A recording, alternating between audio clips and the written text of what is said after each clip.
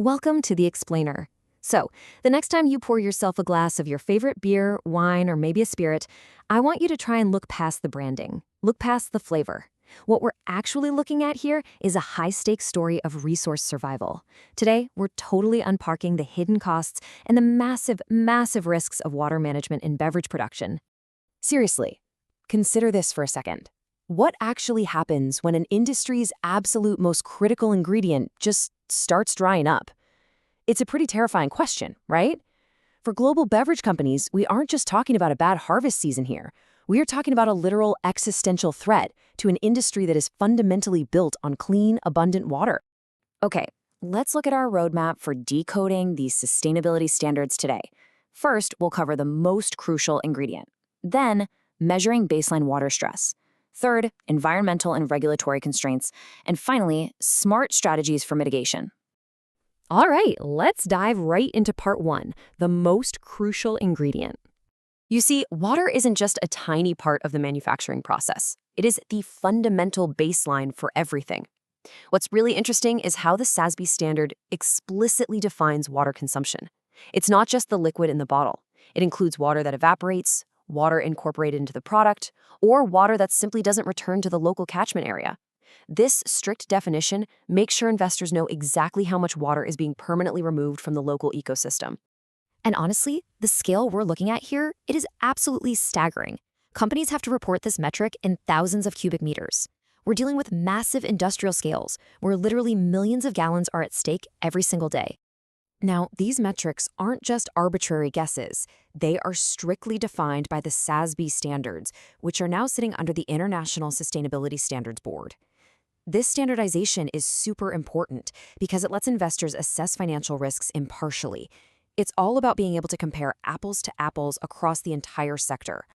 Which brings us to Section 2, measuring baseline water stress. Because, it's not just about how much water is used, but exactly where these massive beverage companies are actually operating. Companies must pinpoint operations located in regions with high, meaning 40 to 80%, or extremely high baseline water stress. They have to report the exact percentage of water consumed in these specific areas. Why? Because this is exactly where a minor supply disruption can suddenly turn into a full-blown existential threat. To do this accurately, the industry uses standardized risk mapping. In fact, SASB specifically mandates the use of one tool, the World Resources Institute's Water Risk Atlas, which is also known as Aqueduct. Relying on this unified, global database prevents any company from hiding or downplaying its exposure to drought-prone regions. The data is completely objective, and it's crystal clear. So that brings up a very real, very human question for us to think about. What is the true cost of losing the social license to operate? Just imagine a major beverage facility draining local water resources in a highly stressed, drought-stricken community. The backlash, the protests, the massive reputational damage. Failing to address those local water concerns can literally shut a plant down long before the government even steps in. Let's move on to Section 3, environmental and regulatory constraints. These local community tensions, they build up into undeniable constraints that severely impact a company's bottom line. We basically have to balance two overlapping forces here.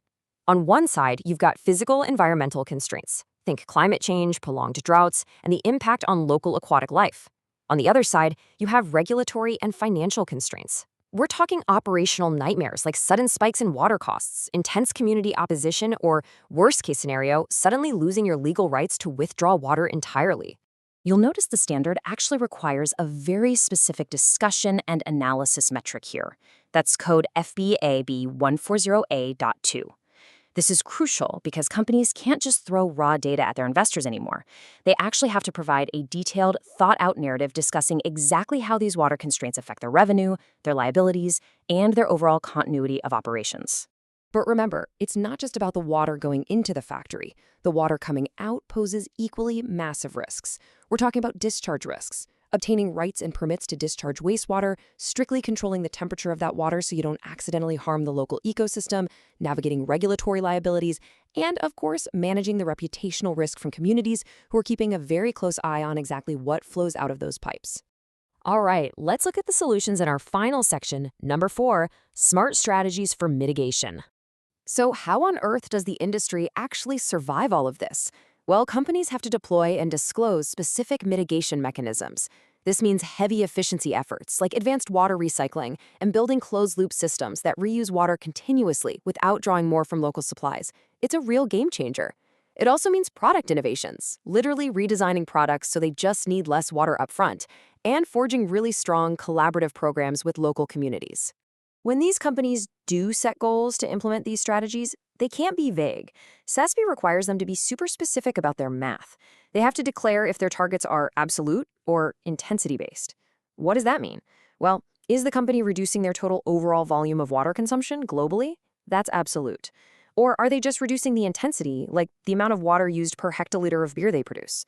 Both are useful, for sure, but they tell an investor two very different stories about a company's total environmental footprint. And to make sure we're actually seeing accountability, there's a strict timeline required for all these targets. Companies must explicitly report the base year they are measuring against, the start year of the initiative, and their ultimate target year. This creates a transparent, step-by-step roadmap. It ensures measurable progress over time, rather than just letting companies get away with empty corporate promises. So let's wrap up with this pretty provocative question that the standard actually forces companies to confront. How do we balance water savings against things like land use, energy production, and greenhouse gas emissions? Because sustainability, as you probably know, is a highly complex web. Sometimes running a highly efficient, closed-loop water recycling system requires massive amounts of electricity, which then inadvertently drives up greenhouse gas emissions. It's a really delicate life cycle trade-off, and it leaves us all to ponder the true holistic cost of producing the beverages we enjoy. Thanks so much for joining me on this explainer, and definitely keep questioning what's behind the label.